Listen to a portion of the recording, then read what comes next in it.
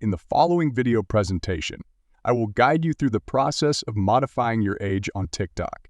If for any reason you find yourself needing to correct the birth date associated with your TikTok account, follow along with this straightforward tutorial until the very end. It's crucial to adhere closely to the steps outlined here to avoid any errors along the way. First and foremost, upon navigating to the settings section of your TikTok profile, you'll notice the absence of a birthday adjustment option. TikTok has deliberately omitted this feature, likely to discourage frequent alterations to users' birth dates. However, fear not, as there exists an alternative method to achieve your desired change.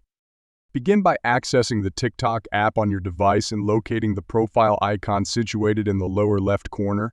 From there, proceed by tapping on the three horizontal lines positioned at the top right corner of the screen. This action will unveil a drop-down menu where you can select Settings and Privacy. Once inside the Settings menu, scroll down until you encounter the Report a Problem option. Within this section, select Account and Profile to delve deeper into profile-related matters. Here, you'll find the option to edit your profile denoted by the Other tab since the birthday field is not readily available. Navigate to the bottom of the page and choose the Need More Help option. This will prompt you to compose a message addressed to the TikTok support team. In your message, articulate your need to rectify your birth date due to an error and express your willingness to provide identification if requested.